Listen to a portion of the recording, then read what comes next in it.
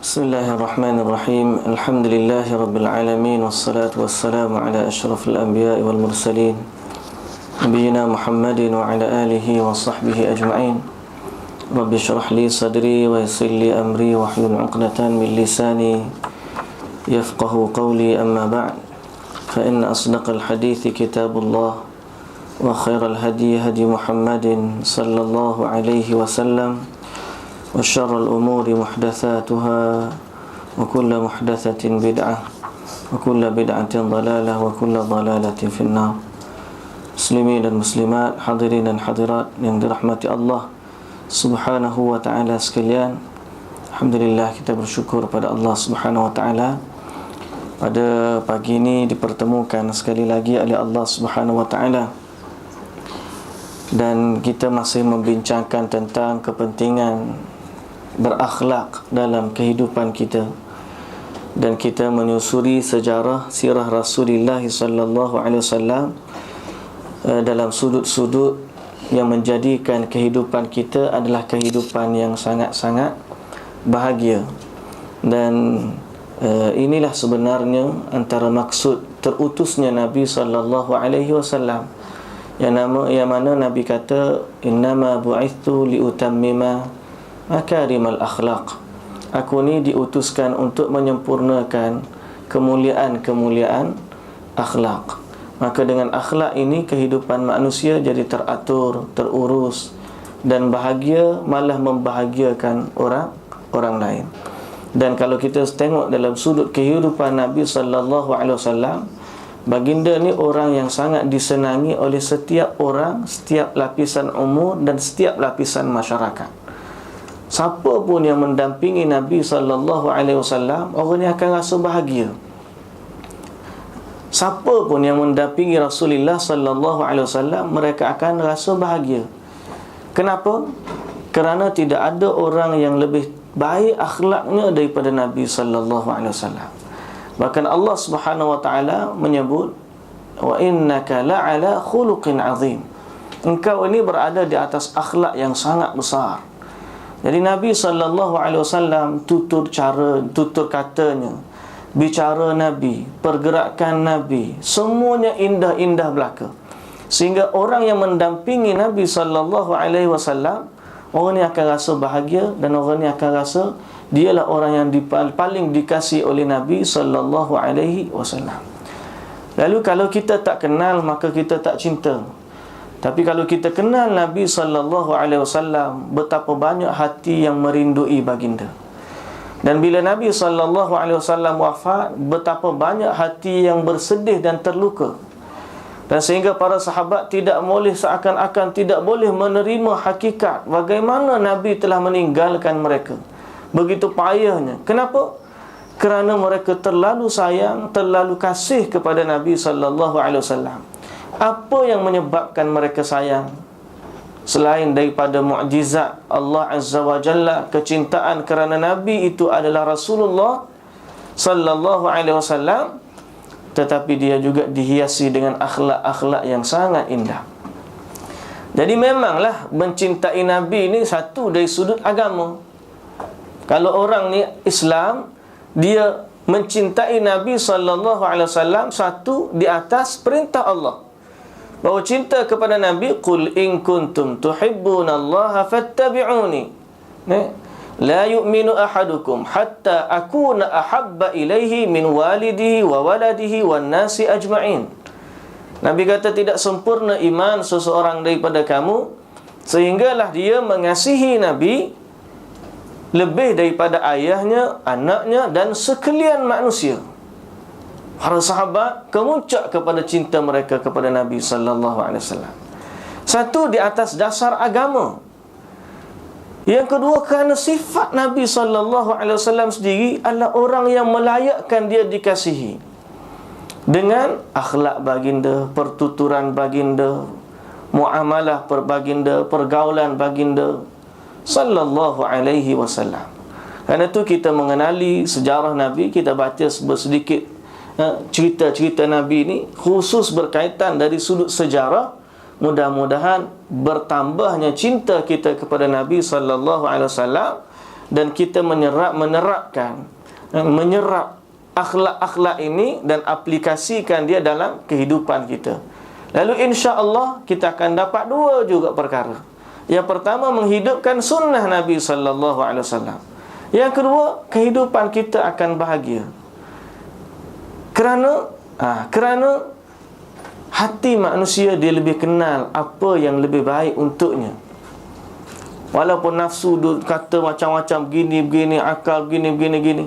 Tapi tak dah di mana-mana keadaan fitrah manusia, dia kenal. Dia lebih suka orang bercakap benar daripada orang bercakap bohong.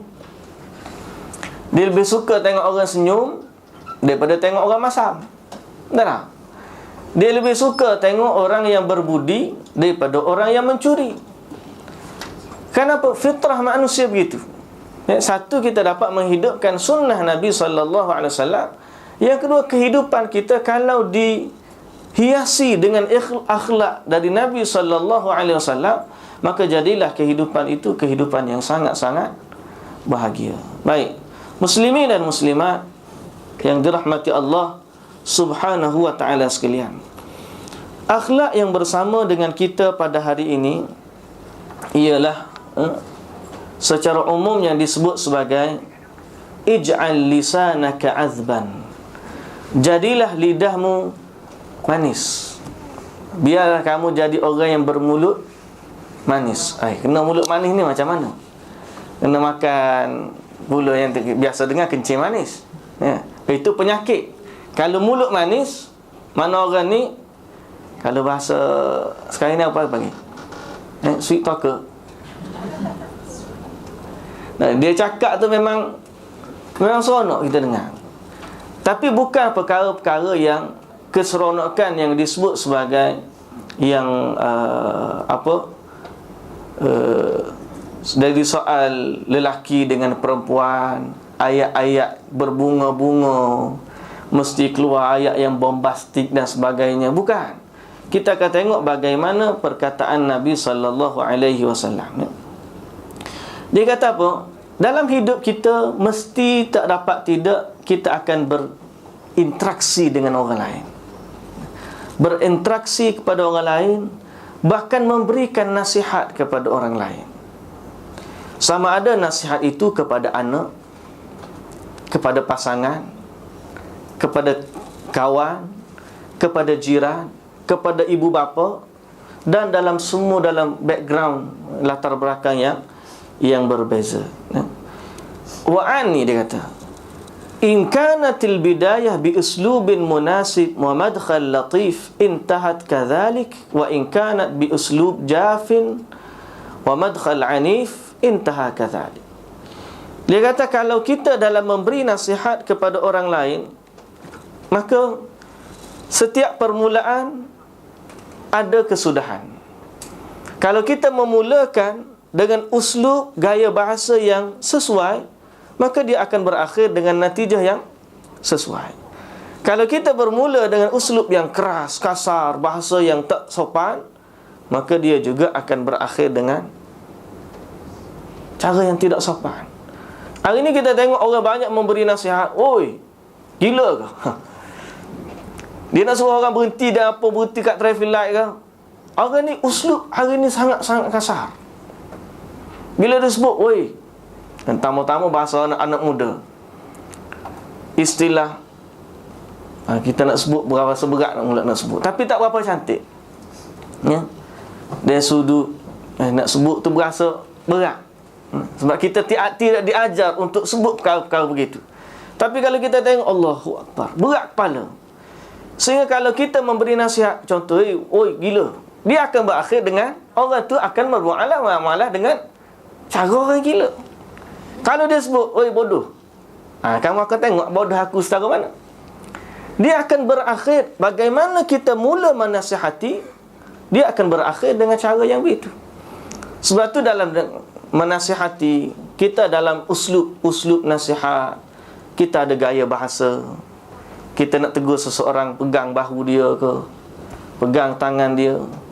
Malah kita akan dapati pada perkataan Nabi sallallahu alaihi wasallam, perkataan sifat Nabi tegur sangat-sangat baik. Sebab tu dia kata, kalaulah kita mampu untuk memberi nasihat dengan cara cadangan, itu lebih baik. Seperti seorang suami, kalau dia tengok tiba-tiba masakan dia tu masin contohnya, masin, nak cakap macam mana kat dia? Kalau kita kata Allahu Akbar, makan apa masin begini, masin sangat, mungkin dia pun berasa tak seronok. Tapi kalau kita bagi dia sudut cadangan, kalau kurang sikit lagi bagus.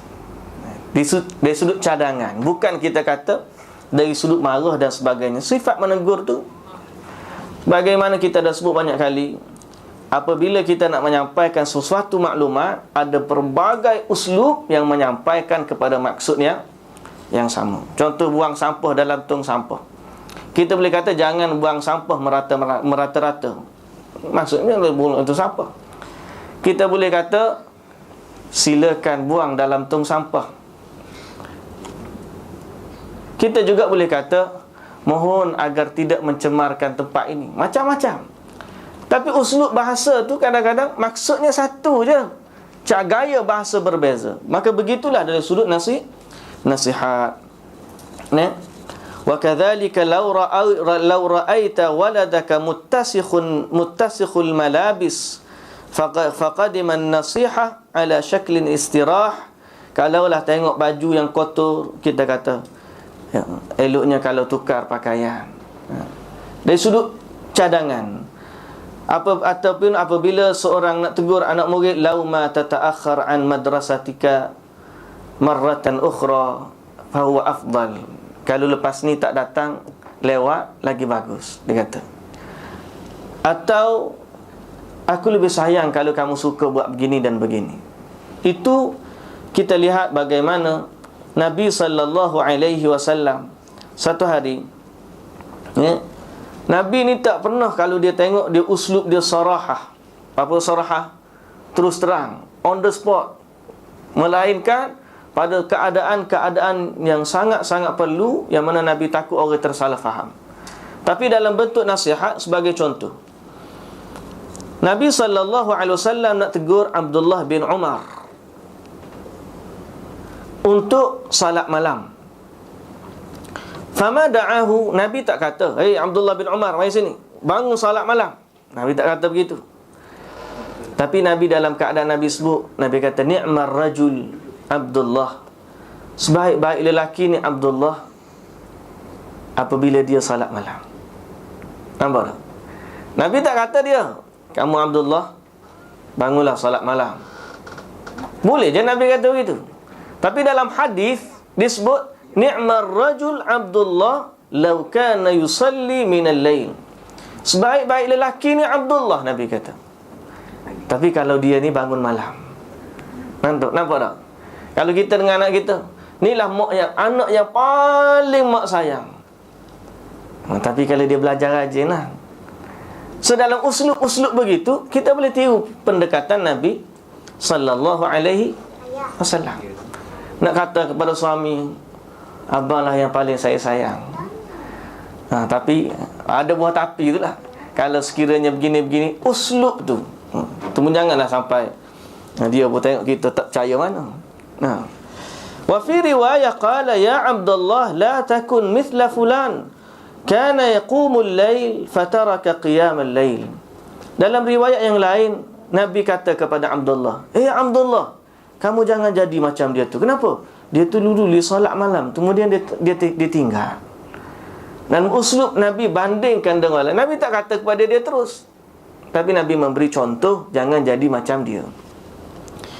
Bal in istata'ta an taltafit nazarahu tulaffit nazarahu ila al-akhta' min haythu la yash'ur fa huwa aula. Bahkan kalau kita boleh untuk menjadikan seseorang itu faham tentang kesalahannya dengan sendirinya, itu lebih baik. Seorang lelaki berada di sisi Abdullah ibnul Mubarak, seorang alim. Tiba-tiba lelaki ni bersin. Bila bersin, Abdullah duduk tunggu. Bila dia nak kata Alhamdulillah ni? Kita pernah dah rasa macam tu. Dan bila kita belajar hak seorang Muslim, bila dia bersin, dia mesti jawab bersinnya, maknanya yarhamukallah. Bila orang bersin, hak seorang mukmin, bila kawan tu kata Alhamdulillah, yang dengar mesti kata, wajib dia kata yarhamukallah. Tapi dengan syarat, biar orang tu Alhamdulillah dulu. Kita kadang-kadang dah baru belajar ni, Alhamdulillah. Tak ada kawan tu Alhamdulillah, kita yarhamukallah. Tunggu dulu. Tunggu. Kadang-kadang banyak kali juga kita dengan kawan-kawan, ada yang terlupa, ada yang tak pernah belajar, dan ada yang tak terbiasa. Bersin, kita duduk tunggu. Bila nak keluar Alhamdulillah ni? Kadang-kadang yang ada kawan-kawan kita, jiran-jiran atau dia bersin. Bersin. Kita kata lama. Saya kata dia, aku tunggu lama dah ni. Dia kata, tunggu apa? Lama dah aku tunggu ni. Apa? Bila nak cakap Alhamdulillah, nak kata yarhamukallah. Oh, sorry. Saya kata, Alhamdulillah. Baru kita kata yarhamukallah. Abdullah ibn al-Mubarak, satu hari bersin tak kata Alhamdulillah. Lalu dia kata apa? Kalau kita lepas bersin, orang cakap apa? Dia kata Alhamdulillah. Oh, yarhamukallah. Uslub begitu, nasihat. Tetapi dalam bentuk tidak menimbulkan, tidak ada unsur-unsur kekerasan, tak ada unsur marah. Bahkan dia boleh mendamaikan. Menjadi nasihat dalam masa yang sama menjadi sesuatu yang menyebabkan kita saling bertaut hati. Nasihat beginilah yang ada dalam kehidupan Nabi sallallahu alaihi wasallam. Kehidupan Nabi sallallahu alaihi wasallam. Baik. Dan kalau kita perhatikan, inilah yang terkandung dalam Al-Quranul Karim, yang banyak uslub-uslub sebegini. Seperti contoh, apabila Allah Subhanahu wa ta'ala mengharamkan arak, Allah Ta'ala tak tuh kata arak ni haram. Bahasa pertama Allah guna apa dia?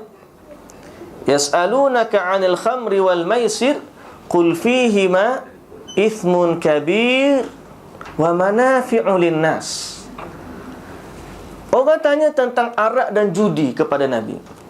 Allah Ta'ala kata kepada Nabi, qul fihima ithmun kabirun wa manafi'u lin-nas. Pada arak dan judi ni ada dosa yang besar, ada juga manfaat.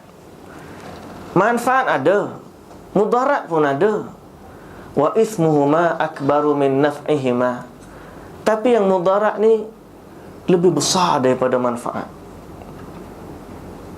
So, ini uslub yang pertama. Allah Ta'ala dah tarik satu, nak suruh manusia berfikir, arak ni ada manfaat. Bila orang kata bagus, kita kena minum arak. Kalau kita minum arak cergas, contohlah dia katalah, kita pun tak tahu. Kalau terus akal kita pun jadi sehat, yang kita tahu akal jadi mabuk, adalah. Tapi bila dia nak minum, macam-macam lah alasan dia ni. Okey, andailah dia kata ada manfaat, maka Allah Ta'ala kata qul fihima ithmun kabir wa manafi'u lin-nas wa ithmuhuma akbaru min naf'ihima. Maka manfaat dosa yang berlaku dengan sebab arak lebih besar daripada manfaat dia. So manusia dah ada satu step yang pertama. Step yang kedua, Allah Subhanahu wa ta'ala kata, ya ayyuhallazina amanu la taqrabus salata wa antum sukara.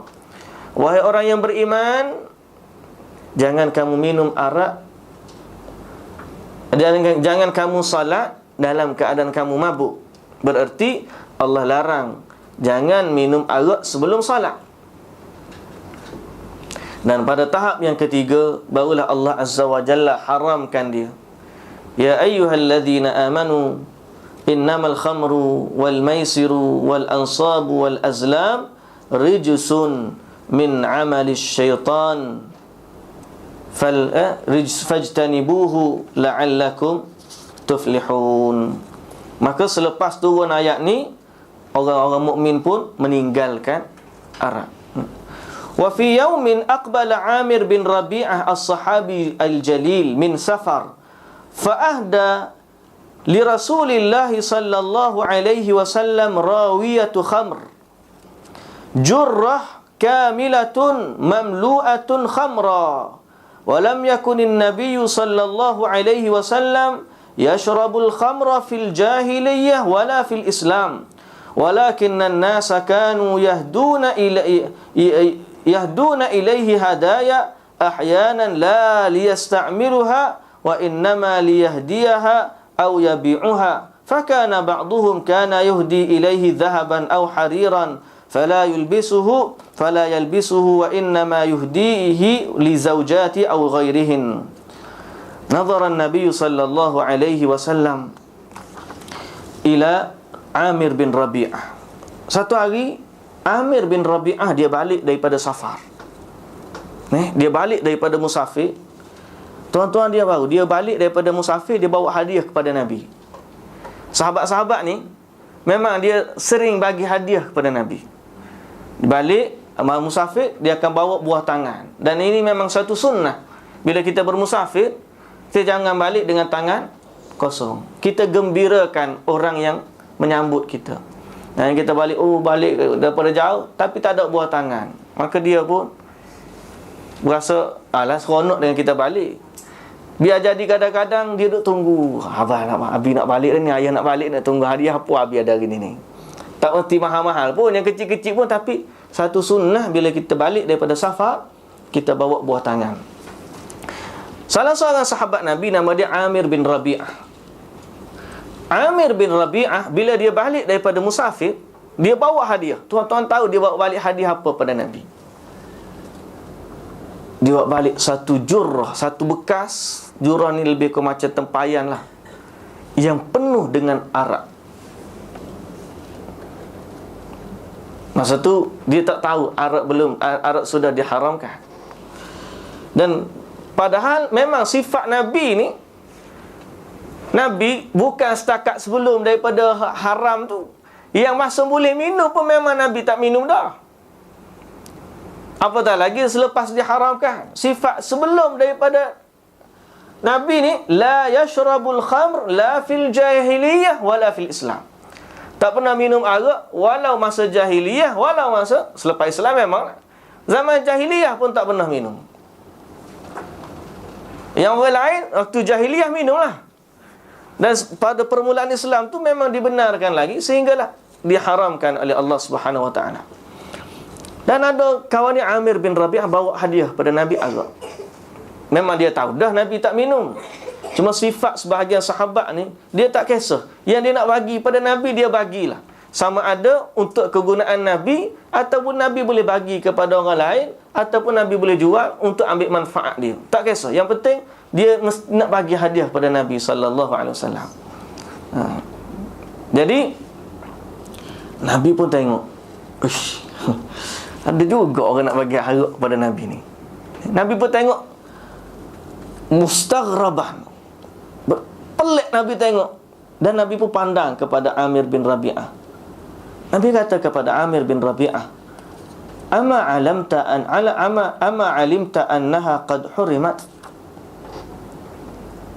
Nabi kata, Amir bin Rabi'ah, kamu tak tahu ke arak ni dah haram? Lalu dia kata, hurimat? La, ma alimtu ya Rasulullah. Dah haram ke? Aku tak tahu pun ya Rasulullah. Ni uslub. Kalau kita kata kita tengok orang minum pula dah. Orang minum arak biasa dia tahu dah. Sekarang ni masalah fatwa merokok ni. Fatwa merokok pada tahun 1995 di Malaysia difatwakan sebagai haram. Muslimat tahu benar sebab dia nak bagi tahu kepada suami dia. Kadang-kadang muslimin ni pejam mata, padahal dia pergi masjid ada label besar. Nampak je signboard, dia paling situ. Tak nampak dia cakap. Contohnya kita kata pada dia, ama alimta annaha hurimat. Tahu ke rokok ni hukum dia apa? Bukankah fatwa ada kata haram? Mana kita memberitahu hukum. Uslub ni penting. Sebagaimana Nabi sebut, jangan kita haram tu. Kan lain dengan kalau kata, kamu tahu tak hukum dia apa? Bukankah majlis fatwa ada kata haram? Uslub yang berbeza. Maknanya nak suruh orang tu berhenti, tapi berbeza. Lalu dia kata, ya Rasulullah, Aku tak tahu pun dia dah haram. Dah haram ke? Nabi kata, na'am. Fa innaha qad hurimat. Nabi kata, dia dah diharamkan. Fahamalaha Amir fa asarra ilaihi ba'dahum bi an yabi'aha. Fasami'ahu an-nabiy sallallahu alaihi wasallam faqala, la inna Allah idza harrama syai'an harrama thamanahu. Bila dia dengar haram, maka dia pun ambil, nak pergi buang. Adalah beberapa orang nak bagi tahu kepada dia, janganlah buang, pergi jual lah, tak minum pun tak apalah, boleh ambil duit dia. Nabi pun dengar. Nabi kata, sesungguhnya, Nabi kata jangan, sesungguhnya apa yang Allah Ta'ala haramkan dia, maka harga dia pun ataupun hasil daripadanya juga adalah haram. Contoh dia kata, saya tak minum arak, cuma saya jual je, samalah hukum dia. Kan Allah Ta'ala haramkan 10 golongan yang berkaitan dengan arak, sejak daripada penanam anggurnya, kemudian pemerahnya, yang keramnya, yang prosesnya, yang jualnya, yang belinya, yang hidangnya, sampai peringkat yang minum tu, semuanya dilaknat oleh Allah Subhanahu wa Ta'ala. Itu kerana besarnya dosa ataupun kemudaratan yang berlaku disebabkan arak. Jadi maksudnya dalam hadis ni, kita tahu bagaimana uslub Nabi sallallahu alaihi wasallam dalam menegur. Jadikanlah lidah kita ni, orang dengar tu lunak nasihat kita. Lunak nasihat kita. Baik. Itu bab yang pertama yang kita bincang pada hari ini. Yang kedua, bab yang seterusnya hari ini ialah ikhtasir wala tujadil. Cakap ringkas, jangan banyak berjidal, banyak berdebat. Nasihat ni jangan sampai dia bawa kepada perdebatan yang tidak perlu. Di akhir zaman ni banyak orang yang suka nak berdebat, berjidal. Bila nak nasihat sesuatu, gugang. Dia sangat seronok nak berjidal, berdebat. Yaqulun inna an-nasih kal jallad. Dikatakan bahawa orang yang memberi nasihat ni seperti tukang pukul.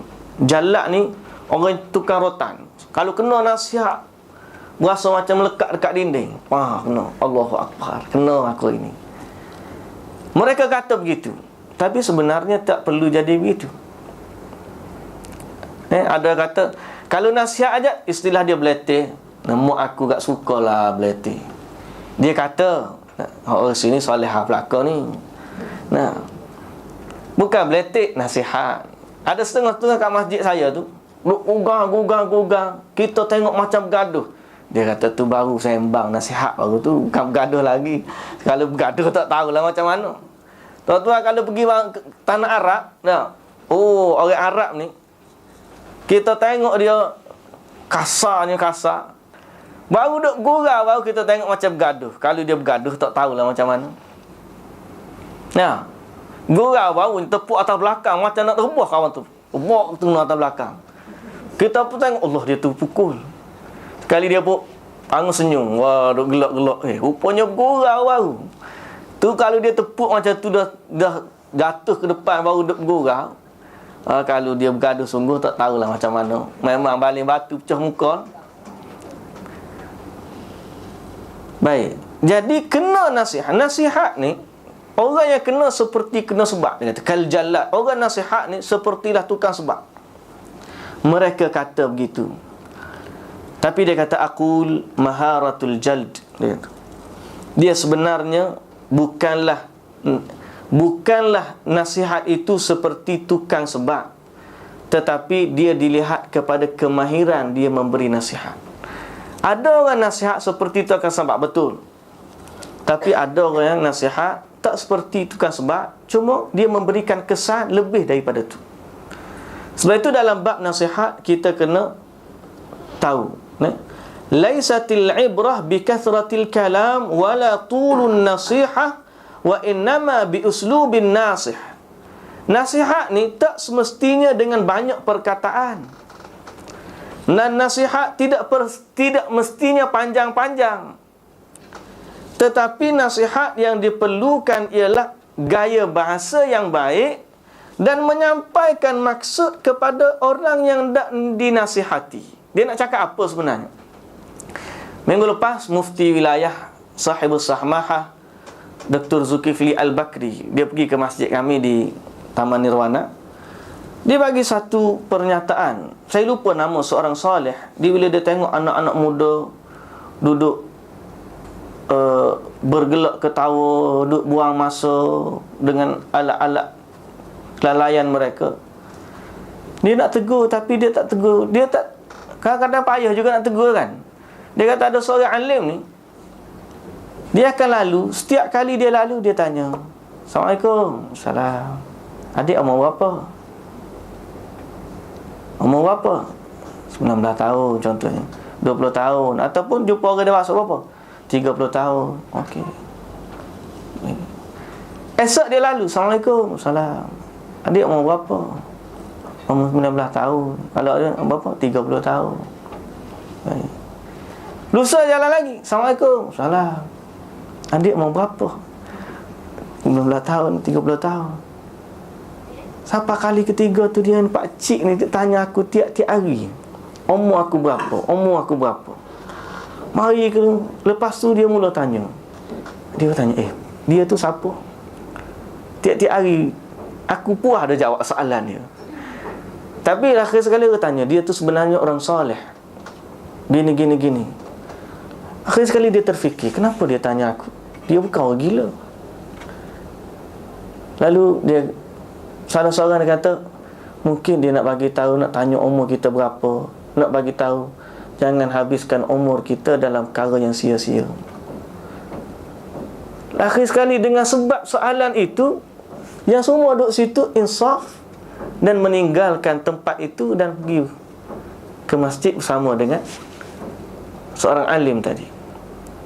Uslub ceramah tak panjang, tapi memberi bekas ke dalam hati mereka.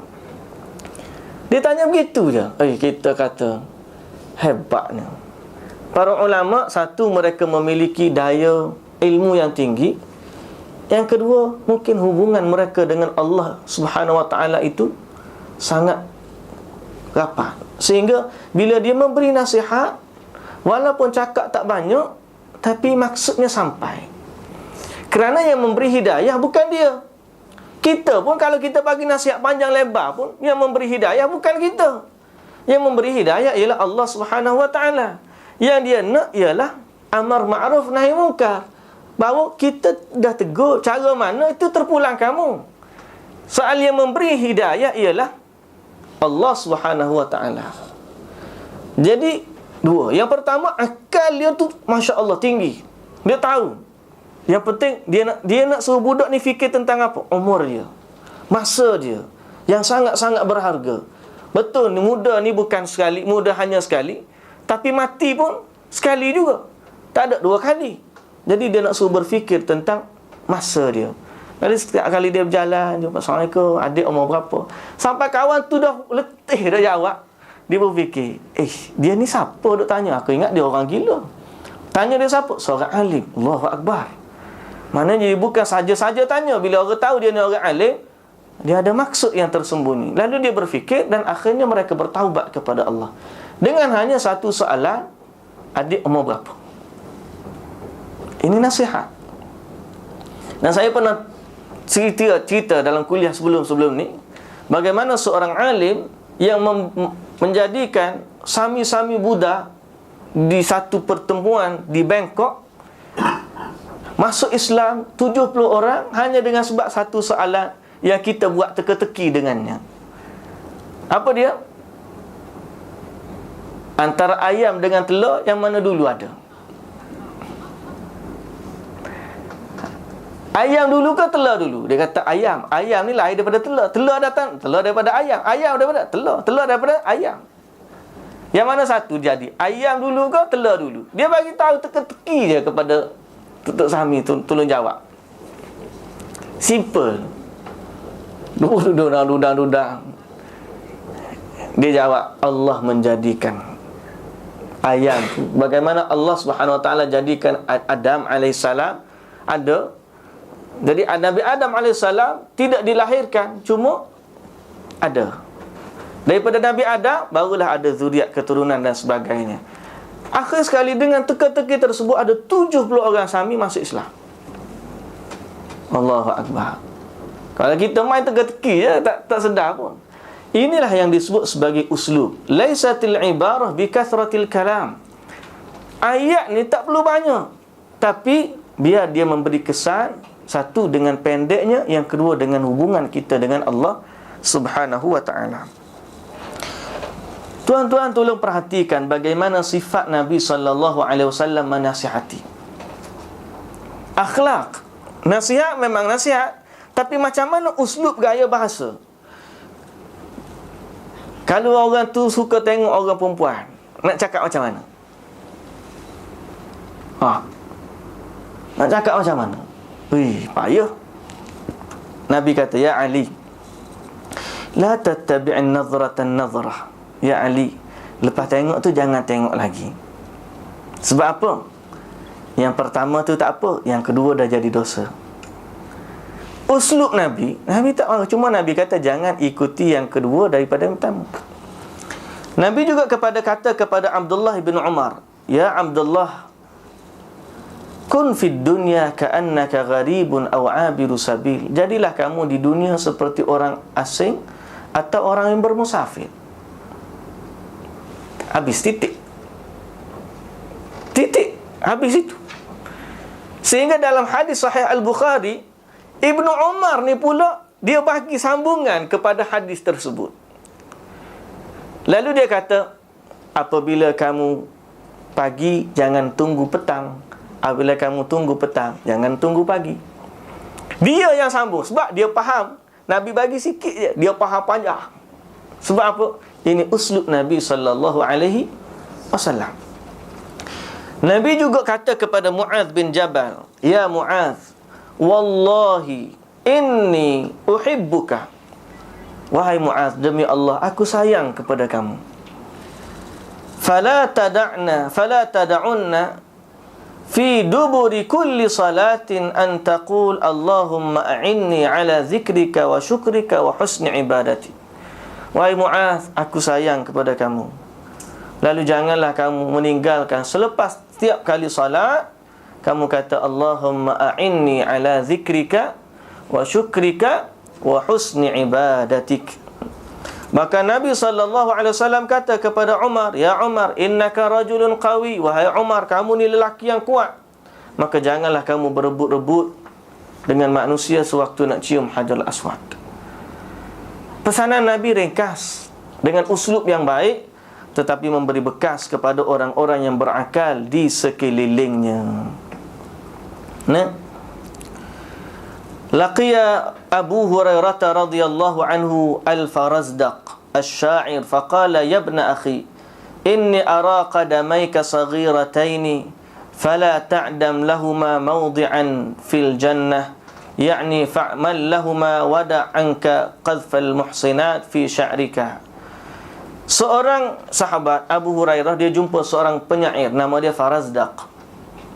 Seorang penyair nama dia Farazdaq. Kata dia, wahai ibnu akhi, wahai anak saudaraku, aku tengok kaki kamu tu kecil je. Janganlah kamu hilangkan tempat bagi keduanya di dalam syurga.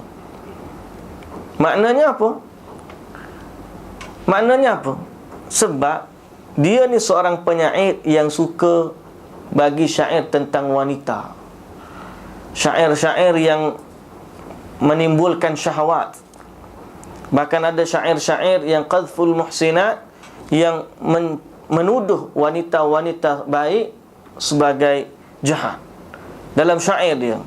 Lalu cara dia nak nasihat, dia tak marah tentang syair tu, cuma dia kata, aku lihat kaki kamu tu janganlah hilang tempat syurga untuknya. Itu perkataan dia.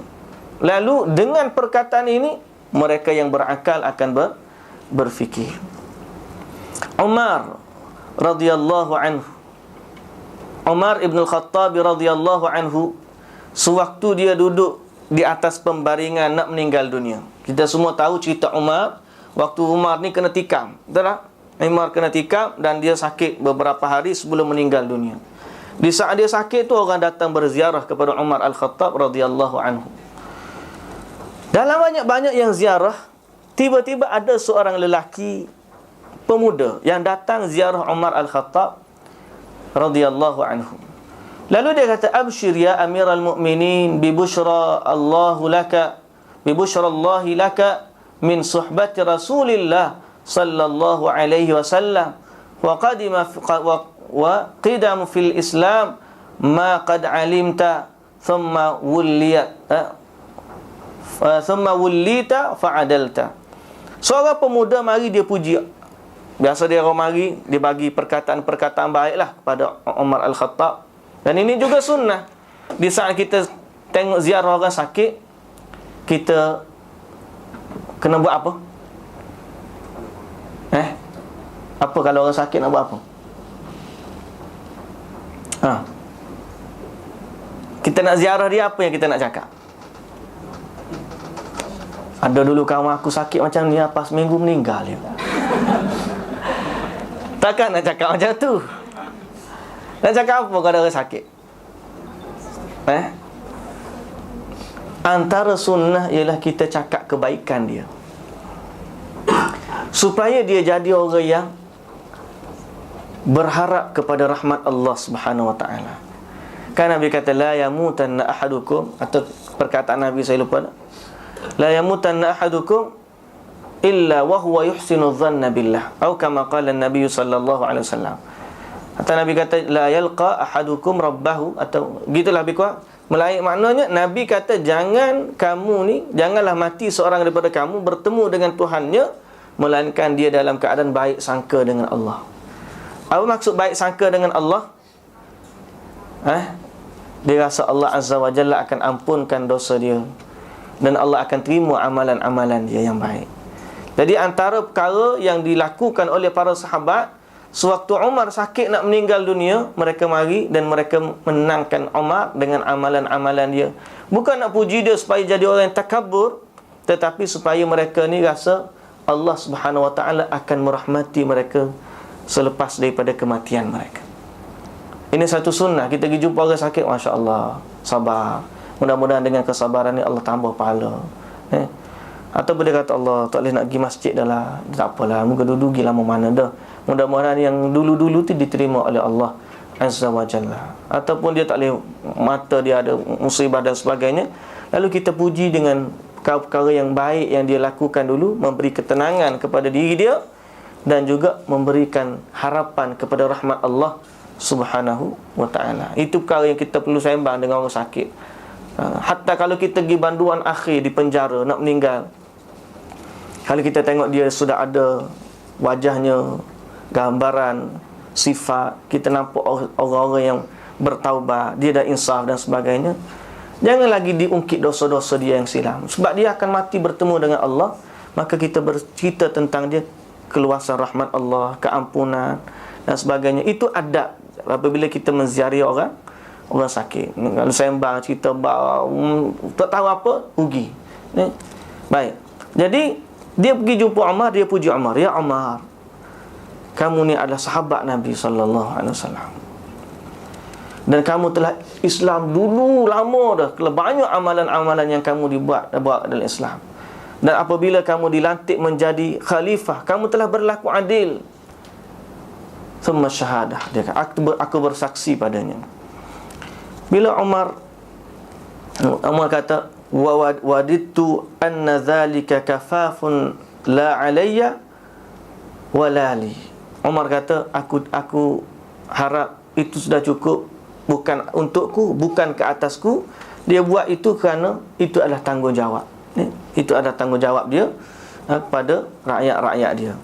Bila dia berpaling, Umar tengok pemuda ni berjalan dengan kain dia terseret ke tanah. Itu labuh. Labuh ni kita panggil apa? Isbal. Hukum isbal. Yang sebenarnya hukum isbal ni ditegah oleh Nabi sallallahu alaihi wasallam. Nabi suruh angkat sedikit sehingga paras buku lali. kalau pakaian kita. Kerana sifat melabuhkan pakaian ini adalah sifat orang yang sombong.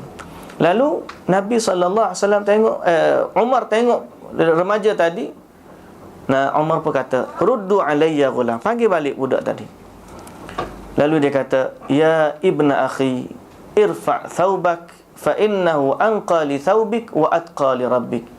Wahai anakku, wahai anak saudaraku, angkat sedikit pakaian kamu, kerana sesungguhnya dia lebih bersih untuk pakaianmu dan dia lebih dekat dengan takwa pada Tuhanmu. Itu perkataan Umar Al-Khattab, padahal dia telah pun dan dia dalam keadaan sakit. Mereka ni orang yang sangat suka menasihati tapi tak suka untuk berdebat. Cerita panjang, cakap sikit tapi maknanya dalam. Contohlah, saya dalam sehari dua ni banyak orang yang bertanya tentang masalah zikir, cara menari ni sambil menari, kan? Orang duduk dudang, ada macam-macam dah. Para asatidzah kita pun jawab dengan hujah, dengan dalil dan sebagainya. Pada saya, jawapan saya mudah je, ni. Mungkin mudah bagi saya, orang lain tak nak terima tu macam mana. Saya kata macam ni, orang yang tanya, "Ustaz, macam mana ni hukum zikir menari ni?" Saya tanya pertama, sebelum kita tanya boleh ke tak boleh, kita tanya dulu soalan lain. Perlu ke tidak? Soalan tu, tanya dia balik, perlu ke tidak? Contohnya ada seorang perempuan, dia datang, "Ustaz, saya ni nak bermusafir. Boleh tak saya nak bermusafir tanpa mahram?" Nak jawab macam mana? Kalau saya tanya balik, ni nak musafir ni, perlu ke tidak musafir? Wajib ke atau bagaimana? Kalau nak pergi haji, okey. Kalau tuntutan kerja dan sebagainya, ada, okeylah. Tapi kalau saja-saja nak pergi, saja je Ustaz, saja nak pergi. So kenapa nak dilanggar yang haram di atas sebab saja-saja? Nah, perlu ke? Kalau tak perlu, maka kalau kamu tak bermusafir, maka tak timbul soalan boleh ke tidak boleh. Sama juga orang yang tanya soalan di saat makanan ni banyak, penuh makanan yang enak-enak. Nasi arak ada, nasi bukhari pun ada, nasi biryani pun ada, lauk kambing ada, ayam ada, cerita banyak-banyak tengah hari ni tambah lapar lah pula. Tak apalah, kita nak cerita memang suruh lapar pun. Tiba-tiba di saat semua tu ada, boleh dia makan, dia tanya, "Ustaz, apa hukum kita makan bangkai? Boleh ke tak boleh?" Contohnya lah, apa hukum kita minum arak di saat makanan lah, minuman lain semua boleh minum dah. Maknanya dia telah bertanya soalan yang tidak perlu untuk dilakukan, sebab kamu bukan nak makan pun. Soalan yang saya kata, perlu ke tidak ni? Soalan dia, perlu ke tidak? Satu, apa keperluan seorang tu nak kena menari bila berzikir? Nak masuk syurga, jalan syurga banyak dah Nabi SAW ajar, sehingga tak perlu dah kepada menari waktu zikir. Nak tunjuk sayangnya pada Nabi SAW pun tak perlu juga, sebab sahabat dulu lagi sayang pada Nabi, dan mereka lebih dalam amalan mereka tidak pun kita dapati mereka ni sampai zikir tu lompat-lompat kegembiraan, bukti cinta kepada Nabi. Tak juga kita nampak. Jadi bagi saya dia tak perlu. Soalan boleh ke tak boleh, dia tak payah bincang lah, malah nak balas kita pun. Lalu saya kata apa? Saya tidak lain melainkan perkataan Nabi Musa AS kepada Bani Israel. Apa Nabi Musa kata kepada Bani Israel? Bani Israel waktu dia sesak di tengah-tengah padang pasir, maka Allah Ta'ala bagi makanan dari langit yang disebut sebagai Al-Manna Was-Salwa. Makanan ni makanan dari langit, makanan syurga. Allah bagi kepada mereka. Bila dah dapat, dah makan, dia kata apa kepada Nabi Musa? Wa idh qultum ya Musa lan nasbira ala ta'amin wahidin fad'u lana rabbaka yukhrij lana mimma tunbitul ardu min baqliha wa qithaiha wa fumiha wa adasiha wa basaliha. Ya Nabi Musa, kami tak tahanlah makan benda sama. Doakan kepada Tuhan supaya biarlah dia bagi sayur, bagi timun, bagi bawang. La ilaha illallah. Mu dapat makanan syurga, mu minta bawang. Nabi Musa kata, qala atastabdiluna alladhi huwa adna billadhi huwa khair. Apakah kamu nak tukar benda yang mulia ini, nak tukar dengan benda yang rendah martabatnya? Kamu rela tak nak makan manna wa salwa, makanan yang datang dari langit. Tiba-tiba kamu minta bawang, mentimun, sayur, kacang dal. Kacang dal. Yukhrij lana mimma tumbitul ardu min baqliha. Baqliha ni sayur-sayur dia lah. Wa qithaiha, wa fumiha, wa adasiha, wa basaliha. Adas ni kacang dal. Dan kacang dal boleh manna wa salwa, minta kacang dal. Nabi Musa kata, kamu ni betul lah. Kamu nak tukar benda yang mulia, nak ambil benda yang rendah martabatnya. Lalu inilah jawapan kalau orang tu nak tinggal sunnah, nak pergi buat benda-benda lain. Bahkan sunnah ni, kalau sunnah tu makanan syurga, yang zikir menari-menari tak sama pun dengan kacang dal. Sebab apa? Sebab tasbih Nabi, tahmid Nabi, tahlil Nabi, takbir Nabi, la haula wa la quwwata illa billah, subhanallahi wa bihamdihi adada khalqi wa ridha nafsi wa zinata arshi wa midada kalimati, raditu billahi rabba wa bil islami dina wa Muhammadin sallallahu alaihi wasallam nabiyyan wa rasula. Doa-doa Nabi, bismillahirrahmanirrahim, la yadurru ma'asmi syai'. Kita doa zikir pagi petang tu jauh lebih mulia daripada orang tu dah ambil tu. Itu jauh lebih mulia. Ada kita dapat benda mulia, kita dapat sunnah Nabi. Tiba-tiba nak tinggal sunnah Nabi, nak pergi ambil hak ni. Qala atastabdiluna alladhi huwa adna billadhi huwa khair. Kalau kamu rasa nak buat, tafadhal. Kita pun malah nak bergaduh. Tapi saya katakan, kamu telah meninggalkan satu perkara yang lebih mulia, sangat-sangat besar kedudukannya di sisi Allah Subhanahu wa ta'ala. Pandang dari sudut tu pun cukup dah. Ni pun kira panjang dah nasihat saya ni. Ajar tadi sikit ya, cuma nak suruh faham konsep tu lah. Qala atastabdiluna allazi huwa adna bil. Kan duduk cerita hak ni kata buliak ni kata bunga pening, kadang-kadang penuh mesej kita. Ustaz ni macam mana pula orang ni apa begini. Kamu kan ada Nabi, hak Nabi buatkan yang terbaik. Ambil ni suruh, selesai. Dan saya juga menyeru kepada ahlul Quran, orang-orang yang dekat dengan Quran, para hafiz, guru-guru dia, budak-budak mak tahfiz. Dia kena sedar bahawa fenomena yang berlaku hari ini adalah musuh kepada Al-Quran. Sebab inilah perkataan Al-Imam Syafi'i rahimahullah. Imam Syafi'i bila dia tinggalkan Baghdad, dia kata aku tinggalkan satu kaum yang sibuk dengan takbir, iaitu zikir dengan muzik ni, gendang dan sebagainya. Kata Al-Imam Syafi'i, dan mereka meninggalkan Al-Quran. Tinggal Al-Quran. Dah seronok dah ni, bila masa nak baca Quran?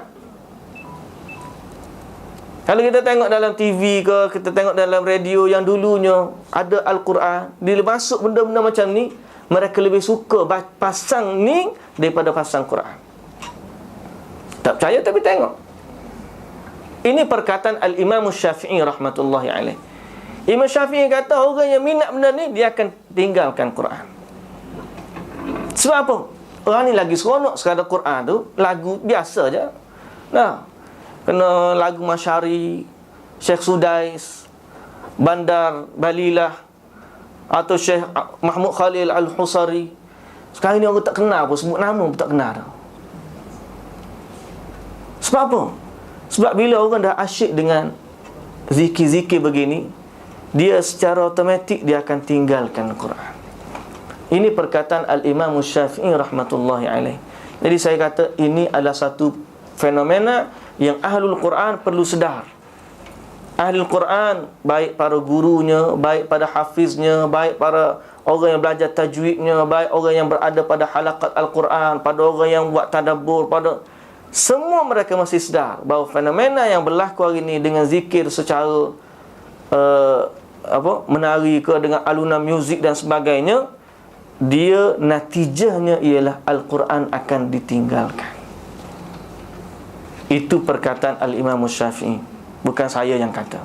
Tuan-tuan boleh rujuk bagaimana perkataan dia selepas dia meninggalkan kota Baghdad, berpindah ke Mesir. Baik, jadi tuan-tuan yang dirahmati Allah, muslimin dan muslimat yang dirahmati Allah Subhanahu wa taala sekalian, jadi nasihatilah, tapi dengan cara yang baik. Baik.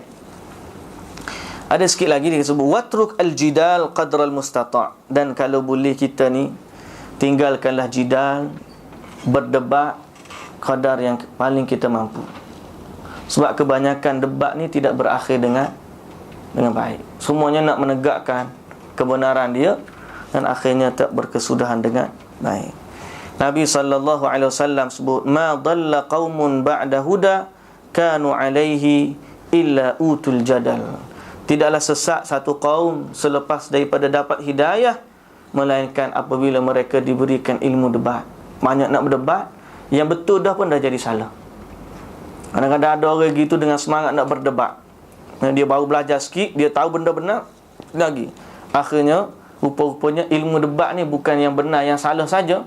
Ada banyak perkara yang berkaitan. Ada sebab pandai bercakap, ada sebab sokongan yang ramai. Akhirnya yang berada di atas jalan yang benar berpindah jadi sesat disebabkan sifat suka berdebat. Batu kita ni, apa kata Allah, apa kata Rasul, amalan yang diamalkan oleh para sahabat, kemudian kita rasa inilah yang kebenaran, ambillah dia dan berpegang teguh dengannya. Nabi kata alaikum bisunnati. Di saat khilaf-khilaf macam ni, jawapan dia Nabi kata alaikum bisunnati wa sunnatil khulafa'ir rasyidin al-mahdiyyin. Kembalilah kepada sunnah Rasul dan sunnah para sahabat yang mendapat petunjuk, khalifahku yang mendapat petunjuk selepas daripadaku. Dan Nabi SAW juga bagi tahu, ana za'imun bi baitin fi rabatil jannah liman tarakal jidal wa in kana muhiqqan. Aku jamin bagi kamu satu rumah di bawah syurga, itu dalam syurga, tapi bawah, liman tarakal jidal wa in kana muhiqqan, bagi orang yang meninggalkan jidal, debat, walaupun dia benar. Walaupun dia benar, tinggalkan. Nasihat lain, berdebat lain. Kadang-kadang kita ni ada orang suka berdebat ni, hantar mesej macam-macam, tambah-tambah pula akhir zaman ni, WhatsApp pun free, mudah, Facebook pun ada, maklumat pun boleh copy paste, tutang. Akhirnya keyboard warrior ni banyak. Tapi masjid kosong, tak ada orang. Majlis ilmu kosong. Tapi kalau buat berdebat dalam Facebook juga, tutang, buat copy paste macam-macam. La ilaha illallah. Majlis ilmu tak ada orang, tapi alamanya penuh. Hak dudang bila azan, Allahu Akbar, dia jawab lagi. Semayang tak pergi. Ini musibah. Ini musibah. Jangan suka berdebat. Kita ni tengok pada diri kita, apa yang baik, rasa kebenaran, addu 'alaiha bin nawajid, berpegang teguhlah dengan kebenaran. Dan Allah Subhanahu wa taala sebut, wa kanal insanu aktsara syai'in jadala. Memang sebenarnya manusia ni memang sifat dia banyak berdebat. Hak betul dah pun nak berdebat, hak salah pun apatah lagi. Suka sangat berdebat. Jadi kalau boleh, tinggalkanlah. Bila kita belajar ni sebenarnya banyak lagi kita tak tahu. Belajar lagi. Saya kalau orang tanya banyak-banyak, inilah, saya pun tak banyak ilmu. Belajarlah, kamu pun belajar lagi. Mudah-mudahan kalau rasa benar betul-betul, minta dengan Allah Subhanahu wa taala, tunjukkanlah kami jalan yang lurus. Tapi saya kata, tetap pada perkataan, apa yang benar itu pada perkataan Allah dan pada perkataan Rasul. Kalau Nabi tak buat, maka itulah yang lebih suka untuk kita buat. Mana kita ikut sebagaimana Nabi tak buat, kita pun tak buat. Sahabat pun tak buat, kita pun tak buat. Selesai. Kamu nak buat, ikut kamu. Itu rasa kita kebenaran. Nak berdebat, saya tak pandai. Dan memang saya pun tak pandai nak berdebat ni. Kalau pergi kedai, fail semua. Kalau pergi kedai nak kena tawar, dua kali tawar, dia kata tak boleh dah ni, tak boleh. Dia kata apa, bayarlah makcik, ambil poket bayar. Mari rasa dia kata, berapa beli? Allah mahalnya. Kau tawar kau? Tawar dah, tapi tak pandai. Jadi tak pandai menawar ni memang orang tak pandai berdebat lah. Jadi kita kata begitu. Mudah-mudahan Allah Subhanahu wa taala merahmati kita semua. Wallahu ta'ala alam. Itulah yang dapat saya kongsikan pada hari ini. Apa yang baik dari Allah Subhanahu wa taala, yang lemah dan yang kurang itu daripada sifat saya. Wallahu ta'ala a'lam. Ada soalan nak tanya ni?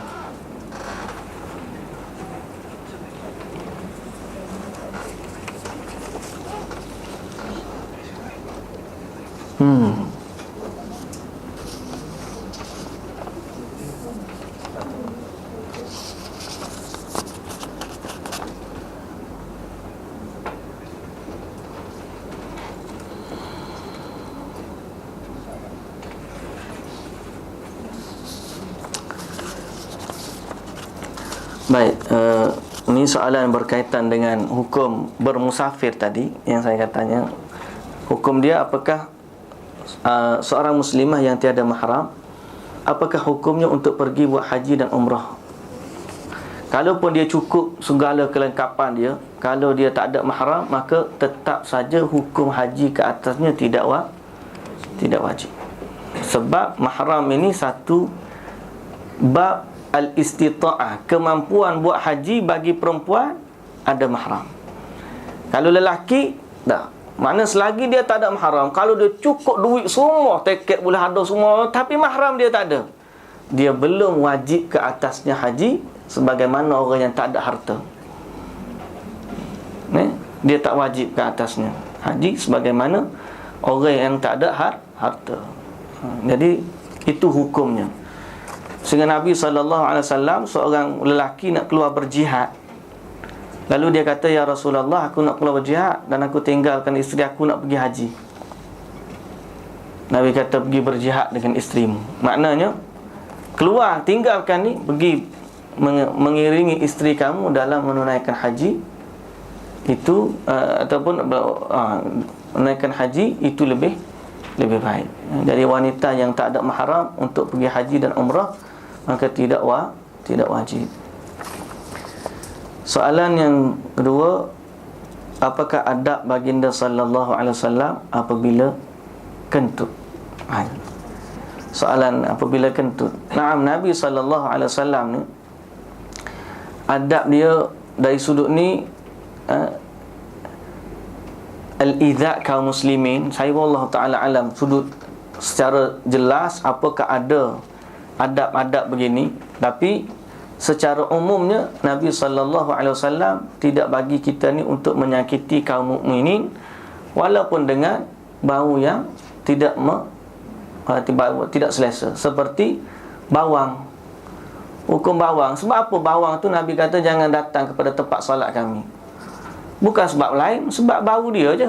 Jadi menyakiti kaum mukminin walaupun dengan bau yang tidak menyenangkan itu, hukumnya tidak boleh. Sebenarnya ikhwanul muslimin itu apa? Ini ikhwanul muslimin ini yang kita tahu ada di Mesir, cuma pertikaian dalam masalah mereka ni wallahu ta'ala alam lah, boleh rujuk kepada orang yang lebih tahu daripada saya. Saya tawakuf dalam bab ni. Yang ketiga, semakin banyak sumber ilmu boleh didapati dari media elektronik seperti internet, TV, radio dan lain-lain. Tapi semakin banyak kita lihat orang Islam seakan semakin jahil dan tidak cantik akhlak mereka. Yang selalu menghadiri majlis ilmu pun kadang-kadang sukar untuk beramal dengan ilmu yang dipelajari. Allahul musta'an. Dan kita semua pun macam ni juga ni sebenarnya.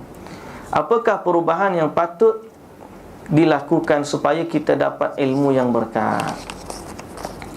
Pernah tak kadang-kadang kita terfikir, bila kita salat kita tak rasa khusyuk, bila kita baca Quran kita tak rasa tenang, bila kita baca ayat-ayat azab kita tak rasa takut? Semua ni melibatkan satu kunci yang utama, ialah masalah hati yang tidak ikhlas. Masalah ilmu yang masuk tu tidak sampai ke dalam hati. Belajar ilmu banyak. Para sahabat dulu ilmu tak banyak mana. Sebahagiannya, jangan pula kata sahabat tak ada ilmu belaka. Dah. Yang fuqaha us-sahabah bukan semua orang-orang faqih daripada sahabat ni, bukan semua. Ada Arab Badui yang kencing di masjid. Tak? Para sahabat macam-macam mereka ni. Ada Zahir bin Haram, seorang Badui yang datang daripada kampung jual barang-barang, yang pernah kita baca kisah dia di awal kitab ini, yang hanya dia datang kerana sayangnya pada Nabi sallallahu alaihi wasallam, bawa hadiah daripada kampung Badui, bawa keju, bawa minyak sapi bagi kepada Nabi sallallahu alaihi wasallam. Sebagaimana kata Imam Al-Muzani, tidaklah Abu Bakar itu mendahului sahabat-sahabat yang lain dengan amalan-amalan mereka, amalan-amalannya, tetapi dia mendahului dengan hatinya yang ikhlas kepada Allah Subhanahu wa taala. Berarti para sahabat ni dia tahu sikit tapi dia buat. Siapa dia? Abu Hazim kata, dulu mereka tahu, mereka buat, ada ilmu dan mereka beramal. Akan tiba zamannya mereka beramal tapi tak ada ilmu. Kemudian datang selepas itu, mereka berilmu tapi tak beramal. Dan akhir sekali mereka tinggalkan ilmu dan mereka tinggalkan amal. Makin lama makin begitu. Mula-mula sahabat berilmu, beramal. Kemudian muncul golongan yang beramal tapi tak ada ilmu. Ada golongan Khawarij, Mu'tazilah, Murji'ah, puak-puak yang macam-macam. Sampai akhir zaman pula mereka berilmu banyak. Bila Al-Quran sudah mudah dicetak, hadis-hadis sudah mudah dicetak, ilmu ni hanya ada di hujung jari, mudah copy paste je, hantar send tu gini. Siapa kita tak larat baca. Nasihat pula ada 10 grup, tiap-tiap grup bagi nasihat. Pening nak baca. Satu hari mesej ada 3-4-5 ribu. Betul tak? Telefon hang sama. Nasihat belaka tu. Nasihat belaka tu. Tahulah nasihat jenis apa, tak tahulah. Tapi ilmu jadi mudah. Yang tak ada ialah amal. Dan akhir zaman nanti ilmu tu pula hilang. Sebab apa? Teknologi ada, tapi dia makin hari makin jadi dah ni. Apa dia? Teknologi itu memudahkan tersebarnya hadis palsu, nasihat-nasihat palsu, perkara-perkara bid'ah, perkara-perkara yang bertentangan dengan Al-Quran, tapi dia sebar. Kita tengok nasihat-nasihat yang baik, amalan-amalan yang baik, nampak pada pandangan kita, tapi bukan pandangan syarak. Akhir sekali manusia akan hilang ilmu dan mereka juga tidak beramal. Jadi kalau kita nak, apa yang kita nak kena buat, ialah kita kembali kepada asal. Itu para sahabat dulu, ilmu dia kalau dia tahu sikit. Kami dulu kata Abdullah ibnu Mas'ud kan, dan Abdullah ibnu Umar, saya lupa sahabat, yang kami ambil 10 ayat demi 10 ayat. Tidak kami berpindah kepada 10 ayat, melainkan kami amalkan dulu yang 10 ayat ni. Belajar sikit, amal, tambah lagi amal, tambah lagi amal. Yang kita ni banyak tapi tak sempat beramal belakang. Itu musibah. Yang kedua, ikhlaskan diri, minta kita buat sesuatu kerana Allah. Bila kita belajar pun kerana Allah, maka kita akan jadi beramal pun kerana Allah. Sesuatu yang dibuat kerana Allah, keberkatannya lebih, berkatannya banyak, dan itulah akan yang menjadikan sesuatu itu berterusan. Kadang-kadang ilmu tu sikit je kita buat, tapi dia berpanjangan sampailah pas kita mati pun ada lagi kekal benda tersebut. Ini siapa yang jaga dia? Allah. Macam mana Allah jaga? Keikhlasan yang ada pada kita. Bila beramal, bila belajar, kita ikhlaskan diri, dan minta taufik kepada Allah. Minta taufik daripada Allah. Hidayah dah ada dah, taufik pula. Sebab tu al-istita'ah dalam beramal, Al-Imam At-Tahawi dalam kitabnya Syarah Aqidah Tahawiyah, dalam kitab Syarah Aqidah Tahawiyah, maka dia itu diterjemahkan oleh Syekh Abdul Qadir Al-Mandili. Al-istita'ah, kemampuan untuk beramal, kekuatan nak beramal ni ada dua maksud. Yang satu, kekuatan yang ada sebelum daripada nak beramal.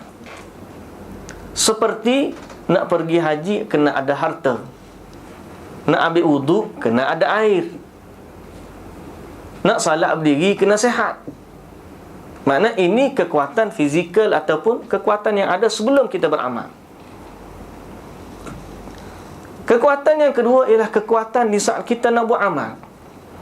Mana semua cukup lengkap lah kau dah.